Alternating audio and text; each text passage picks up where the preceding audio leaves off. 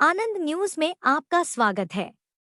वारासिवनी अनुविभाग के पुलिस थाना रामपायली क्षेत्र में हुए सनसनीखेज अंधे हत्याकांड का पुलिस ने महज 48 घंटे में खुलासा कर दिया है।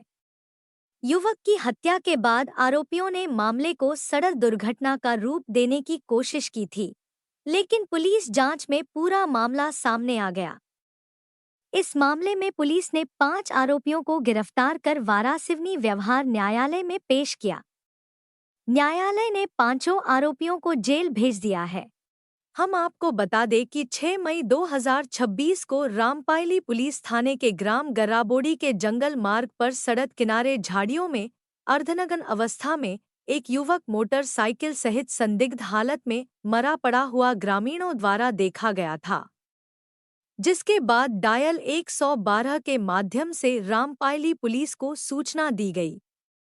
रामपायली पुलिस ने मौके पर पहुंचकर जांच पड़ताल प्रारंभ की तो मृतक की पहचान 23 वर्षीय तरुण पिता टोप सिंह लिल्हारे निवासी खैरलांजी के रूप में हुई। मौके पर युवक के शरीर पर गंभीर चोटों के निशान मिले थे। वहीं पास में टूटा हुआ मोबाइल, फटी हुई शर्ट और चप्पलें बरामद हुई थी।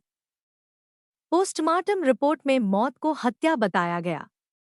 जांच के दौरान पुलिस को पता चला कि मृतक का एक युवती से लंबे समय से प्रेम संबंध था, जिसके बाद पुलिस ने युवती की शादी की वीडियो रिकॉर्डिंग देखी और उसमें तरुण लिल्हारे शादी की रात में उस युवती के घर में नजर आ गया। जिसके बाद पुलिस ने युवती के रिश्तेदारों से पूछताछ प्रारंभ की और आखिरकार हत्या का सच सामने आ गया। घटना वाली रात शादी समारोह में मृतक युवक तरुण को युवती के परिजनों ने मंडप के आसपास घूमते हुए देख लिया था और उसके बाद उन्होंने उसे पकड़कर शादी स्थल के पीछे ले जाकर लाठी, डंडों और हाथ, मुक्कों से बेरहमी से पीटा, जिससे उसकी मौत हो गई। हत्या के बाद उन्होंने शव को मोटरसाइकिल सहित जंगल मार्ग पर फेंककर सड़क हादसा दिखाने की कोशिश की, लेकिन शादी की वीडियो रिकॉर्डिंग ने उनकी कोशिशों पर पानी फेर दिया और पुलिस ने तकनीकी साक्ष्य, मोबाइल कॉल डिटेल और पूछताछ के आधार पर 5 आरोपियों वेद प्रकाश पिता लोटन लिल्हारे उम्र 26 वर्ष, हरिप्रकाश पिता लोटन लिल्हारे उम्र 39 वर्ष, दिलीप लिल्हारे उम्र 36 वर्ष, कमल किशोर लिल्हारे उम्र 40 वर्ष व योगेश वरकड़े उम्र 40 वर्ष सभी येरवाटोला निवासी को गिरफ्तार कर लिया। वहीं आरोपियों के कब्जे से घटना में प्रयुक्त लकड़ी के डंडे, कपड़े और जूते भी जब्त किए गए हैं। रामपायली पुलिस ने सभी आरोपियों को 8 मई 2026 को वारासिवनी व्यवहार न्यायालय में पेश किया, जहां से उन्हें जेल भेज दिया गया है।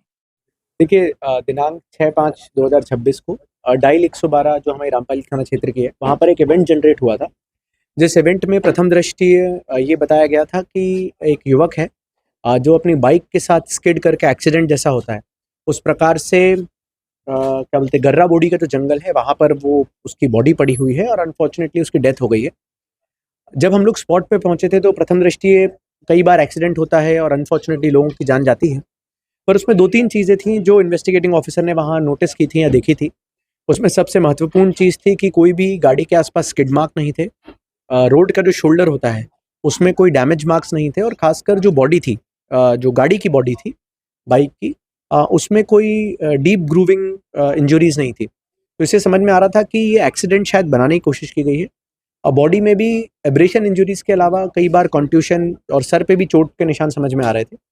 जब मृतक जो तरुण लिल्हारे जिनकी पहचान हुई थी, उनका जब पोस्टमार्टम कराया गया तो उसमें डॉक्टर्स के द्वारा बताया गया कि इनको ना केवल रिब्स में फ्रैक्चर है, इंटरनल बॉडी इंजरीज भी बहुत सारी हैं, कंट्यूशन है और यहाँ तक कि जो सर होता है उसमें सर में सामने की तरफ भी ब्लंट फोर्स ट्रॉमा है और पैर में एब्रेशन इंजरीज है। तो ये समझ में तो आया था कि ये घटनास्थल जो है वो रिक्रिएट किया गया है या बनाया गया है पुलिस को गुमराह करने के लिए।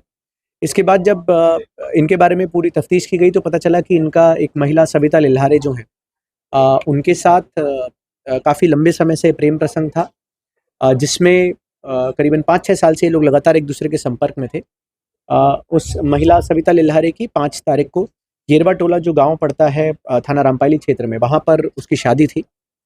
जब सीसीटीवी फुटेजेस और जो कैमरामैन होते हैं जो शादी में उपस्थित रहते हैं, उनके जब वीडियो फिल्म्स को चेक किया गया तो एक छोटी सी फिल्म में ये क्लियर हो गया कि जो युवक मृतक है तरुण, ये उस दिन शादी के घर की तरफ मूव किया था और बारात जहाँ से निकल रही थी वहाँ से इसका मूवमेंट हम लोग को उस कैमरे में ट्रेस हुआ था।